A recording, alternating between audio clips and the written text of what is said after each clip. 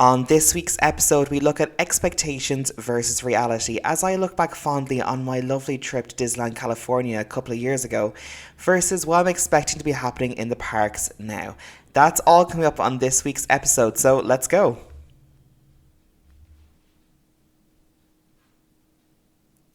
Hello, friends, and welcome back to another podcast. This is episode 2, Expectations versus Reality. My name is Richie, and you're listening to the Richie Mouse podcast. And I'm just so glad to be back. My first episode went up last week, and I got some amazing feedback. Especially just want to give a quick shout out before I start to Magic Park Designs, who I mentioned on the podcast, and I tagged them just to let them know that I mentioned them. I got an amazing cup off them, I think it was a couple of years ago, and it was an Agatha All Along cup, and it was for my upcoming Disneyland Paris trip, which unfortunately we had to cancel due to COVID-19, and it was just an amazing cup. It was because WandaVision was at the time, and I was completely obsessed with it, and I still use that cup to this day.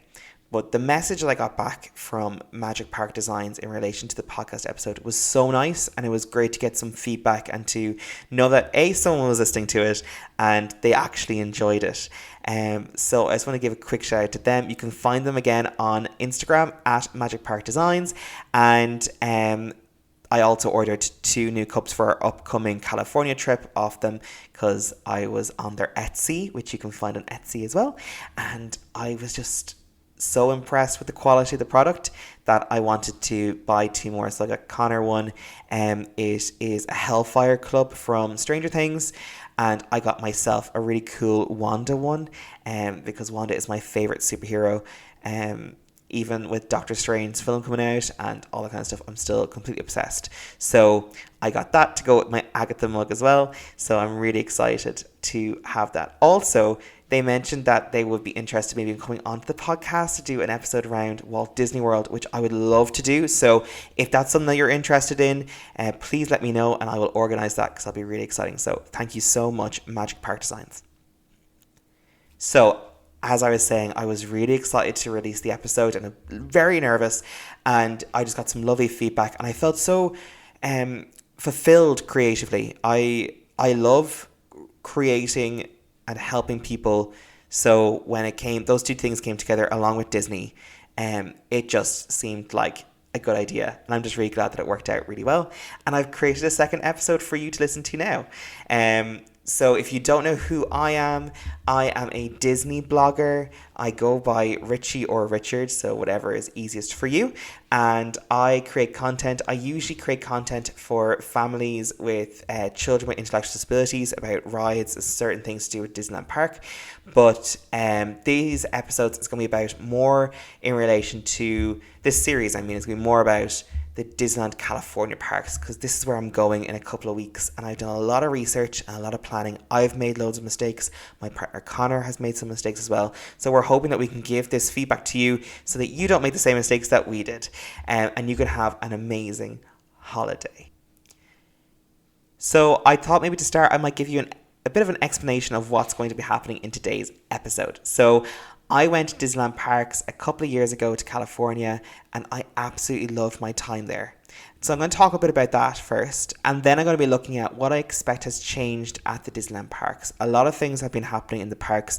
A lot of bloggers and vloggers have noted a lot of things have changed. So I'm going to be talking a bit about that, and hopefully when I come back from my trip, I can look back on this episode and create another podcast episode evaluating my expectations and how much they changed. So before we do anything else, I want you to go over, if you can, if you're driving, stay in your car, but if you can, go pop the kettle on, grab yourself a mug, your favorite Disney mug, fill up with a cup of tea or coffee or another beverage, sit back, relax, and listen to this podcast and think about your own experiences and your own expectations of your upcoming trip and how they might change based off this episode. But first, we're going to jump to a new segment of this podcast called Corrections Corner. So, folks, I'm a human being and I make mistakes. And I made two of them in the last podcast. So, I had my partner listen back to the podcast after I published it just to make sure everything was all right. And I got a phone call off him to be like, the word that you got wrong. I know what the word is. So, I spoke about 1955, Disneyland California had just opened and they weren't really ready for opening. And there was a lot of issues around, they had laid down the asphalt onto the ground along Main Street and people's heels were going in through the asphalt. The word was asphalt. That's an American word. We use tarmac in Ireland, so I couldn't work out what the word was. And rather than dwelling on it and rather than adding it in, I thought it was just nice to keep it the way it was. But correction corner, the word is asphalt. So I know it now. Thanks very much, Connor. And my second one is a YouTuber's name. And this one really bugged me because I follow these people a lot. I follow their Instagram a lot. I watch all of their vlogs. Myself and Connor watch their vlogs. They put a vlog up at our hotel before we even booked it. And that's why we booked it, because of their vlog. And they are Provost Park Pass, which is very hard to say on a podcast. But I got their name wrong, and I'm really sorry. I love their videos. I think they're great. And they've done as well the Hungry Bear on the go Phantasmic package, which we had booked a couple weeks beforehand. So it was great to see them sit down and look at it. So Chris, sorry to say I got your channel name wrong. And they're currently doing a Disneyland Paris episode. They're doing a few different vlogs. And I think that's going to be really cool because they're talking about Avengers Campus. They've got a sneak peek. So if you want to follow them, you can find them on YouTube on Provost Park Pass.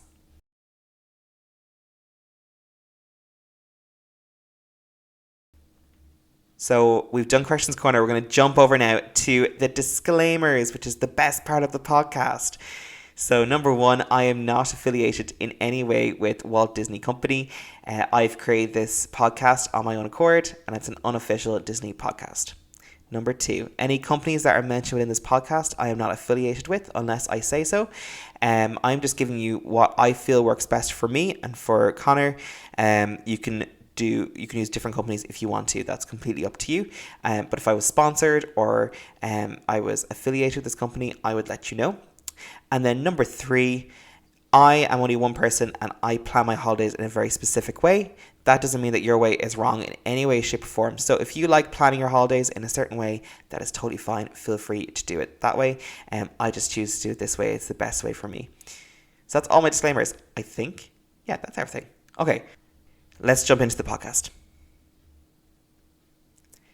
So just to give you a bit of a understanding of where I'm coming from with this episode, I came up with 3 questions that I feel would be best to answer throughout this piece. So, number 1, what was my first experience like? Number 2, was there anything I wish I changed? And number 3, what do I expect to have changed this year? So, let's start off.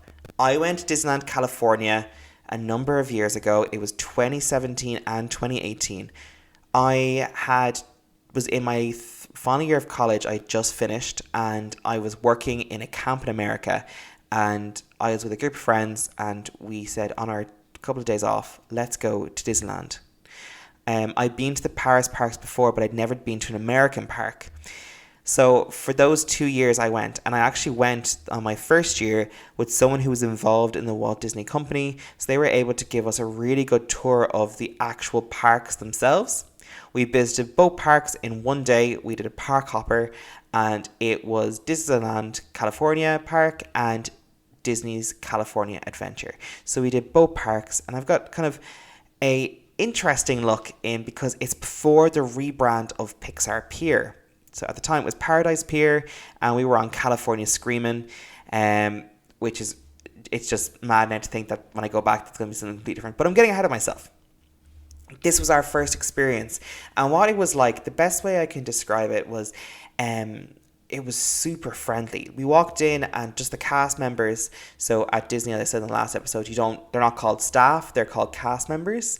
So they were just so friendly. They were so nice. They heard we're from Ireland. They gave us our first time pins. Just the way in which they interacted with each other and other guests was just so friendly. I feel that sometimes can be missing in the Paris parks as well. But just it had that real American feel to it. The parks themselves, I was surprised with how small Disneyland California feels. So when you walk into Main Street, you can see the castle, and it's so small compared to the Paris one. And I was actually watching and I said in the last episode, I was watching an episode of Behind the Attraction, and it has to do with castles, and they were talking about how due to money they couldn't get the height they wanted in the original castle. And I totally understand why now they didn't make it bigger, because when you walk in, although it's the focal point, the Matterhorn is there as well, and you can see Big Thunder, and you can see the Adventureland area as well. If you were to make the castle any bigger, it just wouldn't fit in right with the environment which is being built around it. So we walked in, and it was hot as well that day. So I'd worked in America for a couple of months, so I knew I was kind of acclimatized to the weather, but it was very, very hot compared to Paris, which is normally freezing when I go, or raining a lot. We decided that we were going to do Disneyland Park first and then do DCA second on the first trip that I went on. And on the second trip, we did DCA first and we switched to Disneyland Park.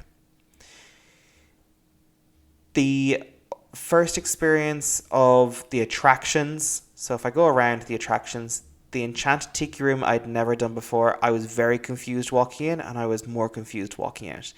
I'm kind of going to explain to anyone who's been there before. You walk down Main Street. On the left, the first road is to Adventureland. So I'm going to go to Adventureland first, and then I'm going to go to Frontierland. Going to go over to Critter Country, not county. I keep doing that. Then I'm going to go over to Fantasyland, then to Discoveryland. Tomorrowland. I keep doing that. I keep getting confused between the Paris ones and the American ones. Excuse me. So Tomorrowland. First, so I did the Enchanted Tiki Room, and it was okay. I'd never experienced anything like that before, and I wasn't sure if I wanted to do again. But it's one of the classics. The second attraction we went to then was Jungle Cruise. It's a brilliant attraction. I hopefully will do a section based on each land, talk about each land, but the next one towards that was Indiana Jones, which is by far my favorite ride I've ever done in any of the Disneyland parks, and I don't think that'll change for a while. I think just the whole story element of it, the queue into it is amazing. If you can imagine, you're in a car that's being driven through the temple, and you're feeling the car move underneath, but also there's loads of special effects and projections, and it's a high speed ride as well. You feel like you're driving way faster than you actually are, and it's on a rough terrain. It's a brilliant ride, and there's animatronics in it as well, which I like as well. And then of course you've got Haunted Mansion, Pirates of the Caribbean. We did Splash Mountain, we did Winnie the Pooh, Big Thunder Mountain, and then also over then to Fantasyland. We didn't do much in Fantasyland. We did Snow White, we did Pinocchio, and we did Mr. Toad's Wild Adventure, which is wild. When you think about it, I was really surprised by it. And then over towards Tomorrowland, we got the Matterhorn, and we did Space Mountain, of course. We did Star Tours, and that kind of wrapped up our day. So I gave it just a few names of some attractions that we did. I'm going to come back to them in a second, because I kind of want just to highlight what we did. And then over then in Adventureland, we did Radiator Springs Racers, and we did California Screamin'. We would have done all of like the Golden Zephyr, Goofy Sky School. We did Little Mermaid, which is a really nice air-conditioned ride, which is lovely. And we did Soarin'. And that was kind of what we did in that park. We didn't do much there. More eating than actual enjoying of the attractions themselves. The overall feel, it felt very special, felt nostalgic. We knew we were with somebody who was in the Walt Disney Company, so they were able to tell us about the light, and they were able to show us certain elements and certain secrets behind the park in the relation to forced perspective, which I don't really want to talk about because I don't want people to go in and just see those things. I kind of want to keep that to myself. I don't want to spoil it for you. But if you want to look up anything like that, you can find a lot of that stuff on YouTube if you look up the secrets behind Disneyland California. You can find stuff there. The food overall I felt was better when I was there in DCA. And yeah, that was pretty much my first experience. I think that pretty much covers it. It wasn't too busy. We waited a long time for Haunted Mansion, I remember that. And I was with a really nice group of friends who were like very much Disney fans like me. And I was with somebody who worked for the company, and that was pretty magical too. So a question that I always get asked as well, was there anything that I would change to do with Disney, especially with my trip? The one thing that I would change about the second time that I went is that I went with people at the beginning who weren't really Disney fans, who were more there for shopping and were more there for the food. But I found a niche group of friends who were more interested in the attractions, and we actually got through so many of them. I kind of wish I did spend a bit more time looking at the shows. Like, we would have missed a lot of the parades and all the shows that aren't on anymore, which is a bit of a shame. And we didn't stay for Fantasmic, which will forever be the worst decision of my life. I really wish we stayed. But I've learned from my mistakes, and that's not going to happen again. So based off my expectation of friendly, not too busy, quite hot, there's some things that have changed in the Disneyland parks, and I'm going to go through some of those things now. Firstly, we're going to go to DCA, which is Disneyland California Adventure. As I said in the last episode, Disneyland Resort and DCA are right beside each other. There's a 5-minute walk between the two parks, and DCA has some of the big attractions that you can't really miss. So you've got Avengers Campus, Cars Land, you have got Pixar Pier, you've got Paradise Gardens, you've then also got Soarin' in the water ride as well, right beside each other. They are just down that area. Grizzly Peaks is the area name. And you've also got Hollywood area, which there isn't much to do in there except for Monsters Inc. and the Animation Academy. But let's talk about that park first. The main thing that's changed in that park since I was there is the overlay of Pixar into Paradise Pier. And we're really going to be enjoying that area a lot, I think. Connor and I are big Pixar fans. I love anything to do with Woody, Buzz, anything from Toy Story. I love that. We also love Inside Out, which is one of our other favourite movies. And we just watched The Incredibles again just to get ourselves in the mood for Disney. And it's a great movie.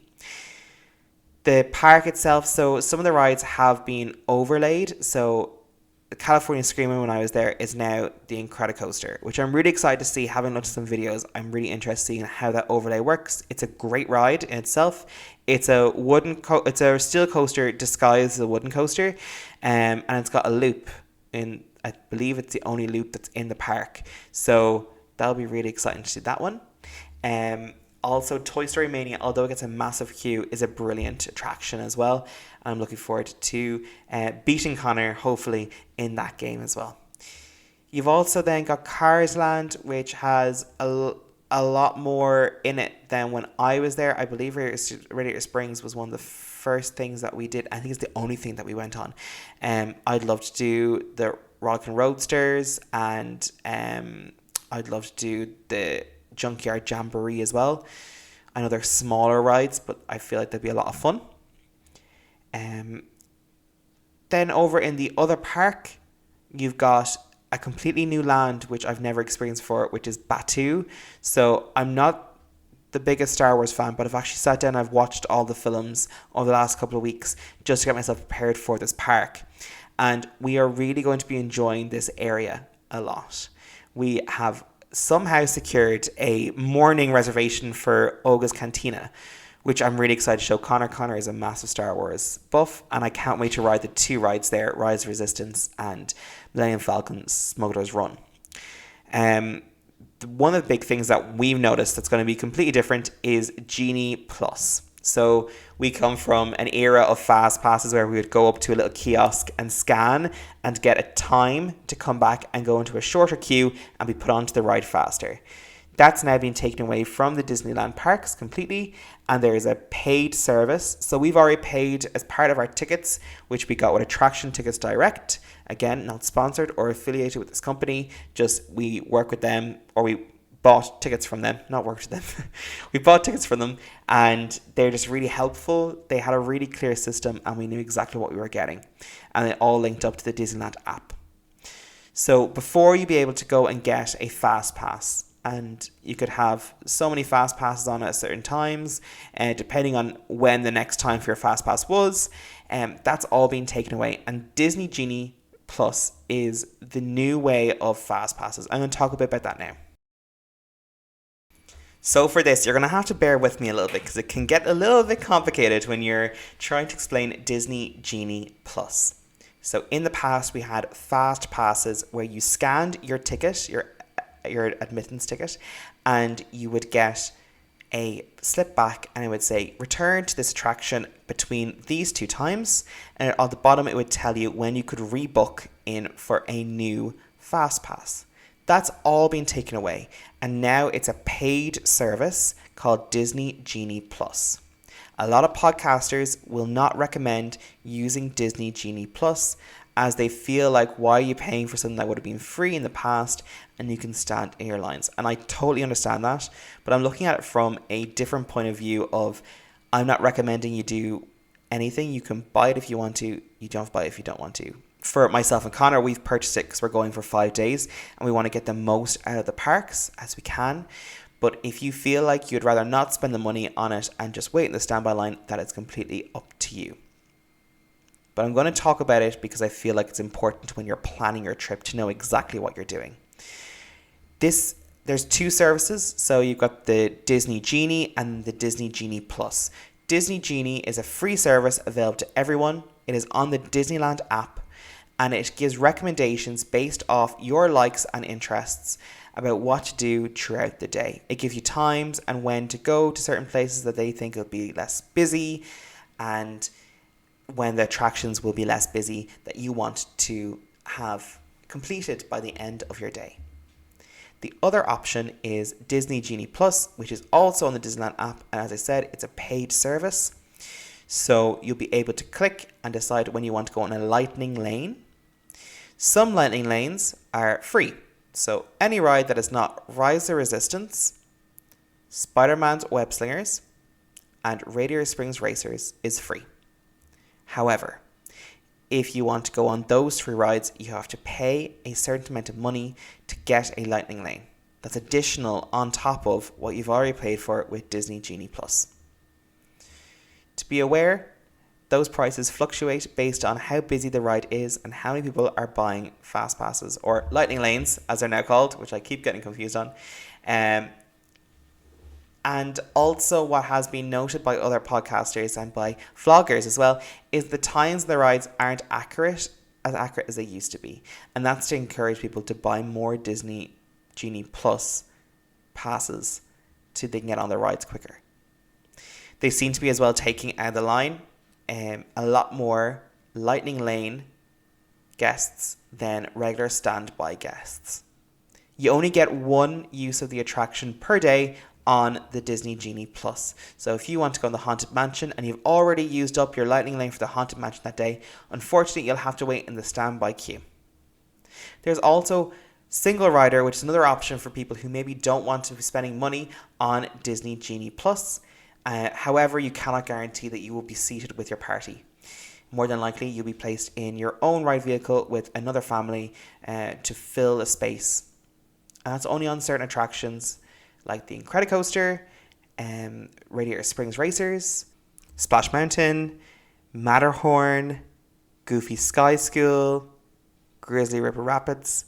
And that's kind of the main ones that you would see the single rider being used on. So there's that opportunity as well. But as I said, you will not be guaranteed seating with your party, so you might be separated. But if that's something that you're willing to do, for the sake of not having to wait in a 2-hour queue. Oh, also, Millennium Falcon Smuggler's Run is also a single rider. I just remember that. So they keep changing them, so it's kind of hard to keep up.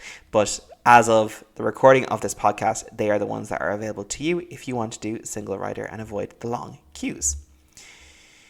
The other expectation that myself and Connor have is the food quality is going to be better than what we expect. So we're going to America. Connor is going for the first time. I've been a few times and we're kind of expecting a lot of food. We were planning on eating out of the park for breakfast, so Denny's, IHOP, doing some of those restaurants that we don't have in Ireland, and our lunches as well will be mostly outside of the park. But then we've also booked some great dining experiences, things that we've never done before, like the Lamp Light Lounge, which I've recorded maybe 27 times saying because I can't get it out, which is located on Pixar Pier. We're also booked in to do Cafe Orleans. We've got, of course, the Plaza Inn for our character breakfast, which we've never done a character breakfast before, which will be super fun as well, I hope. And yeah, we've got Olga's Cantina, but also the snacks that we're looking forward to trying. So we want to do the breakfast chimichanga, which everyone raves about. We want to do a cheddar dog. We want to try a corn dog and a hot dog, do all that fun stuff as well. So we're expecting the food to be even better than when I was there before. So I feel like there has been a big step up in that. We're also expecting it to be extremely hot. So 33 degrees in August is going to be hellish for two Irish guys. So we've brought a lot of precautions in, like a fan. We've got 2 handheld fans. We've got cooling towels, lots of sunscreen, lots of protection, sunglasses and hats. And we're just going to make sure that we're being as safe as possible when we're there as well. Protection in relation to masks as well.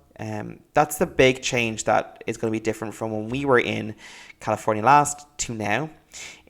That COVID-19 has happened and the pandemic has happened. So we already know there's a huge staff shortage in cast members around the park, which is leading to a lot of rides breaking down. They didn't have a lot of time to repair the rides that normally they would take off to refurb. So we're expecting there to be a lot of breakdowns, but also we're expecting there to be a lot of precautions in relation to mask wearing. We in Ireland, and especially myself and Connor, are very conscientious, so we're wearing a mask. I know there's no mask mandate at the minute, but we're just going to be re-prepared, doing our COVID test before we fly to make sure that we are completely COVID free, making sure that we wear masks, and then being really careful when we come home. I'm going to be isolating as much as I can, as I'm not going back to work until September time, but I'll be doing COVID tests, making sure I'm as safe as possible. And we're going to be using our hand sanitizers as well. But we're also expecting there to be differences in relation to parades, and I know a lot of the parades haven't come back to California except for the electrical parade, which I'm excited to see. And we're hoping then to see Fantasmic and the fireworks and doing all those fun things, but we'll be missing those kind of spontaneous shows. Hopefully there'll still be some of them, but we're expecting there to be a lot less. We're also expecting there to be a lot less of a crowd, which is going to be interesting because from listening to vloggers like Fresh Baked, they go around, they show like the wait times for the park, and they weren't as bad as I thought they were going to be. So I'm hoping that is a sign that we will have a relaxing time at the Disneyland California Park. So I've looked at expectations versus reality. I think it's really important when you're planning your trip to Disney to be aware that not everything is going to go the way that you have planned, and how your expectations have been set and how high they are. Perhaps bring them down a few levels so that you're really surprised when you get to the park yourself. And I hope that this episode has helped you out in some way. And finally, today I'm going to talk about my creator of the week. So I talk about content creators a lot. I use them a lot for my own research. I listen to them when I'm driving, wherever I'm sitting at home. I pop them on. So I'm going to mention one today. Last week I mentioned Karen B, who's an amazing vlogger. This week I'm going to mention another podcast, and this podcast is called Gays Do the D. So I'm part of the LGBTQA plus community, and I'm a very proud member of that, and so are the boys over at Gays Do the D. And I specifically want to mention, of course, Adam and Patrick, who are currently the hosts. I know they're going to be changing hosts in a few weeks, but I wanted to give them a special mention because they actually called me out on their own podcast. I sent in a question and they answered it, and they're hilarious. They're really funny. Myself and Connor really enjoy listening to their podcast, so much so that I've bought 2 pieces of merch from their shop, which I'm really excited to wear on my upcoming trips. So if you're looking for some reviews around the parks, they do a section about the Disney news of today, so what would have happened a number of years ago, and they talk as well about their film reviews are great. They do no spoiler film reviews, which is fantastic. And they just have a really funny insight. They're very creative people, and I really enjoy listening to them. So if you want to give them a follow, you can find them at Gaze to the D podcast. You can find them on Spotify, iTunes, or wherever you listen to your podcast. And that's all from me. Unfortunately, that is the end of this episode. Just bang on 30 minutes, as I speak right now. For me, anyways, it might be a little bit longer with some music added. But I really hope that you enjoyed this podcast. If you got any questions, please reach out to me. You can find me at the Richie Mouse, or you can also find my podcast at Richie Mouse Podcast on Instagram. I'm also on Twitter. And you can also then contact me as well through my email, richiemousepodcast@gmail.com. Thank you so much for listening, and I hope to see you at the next episode.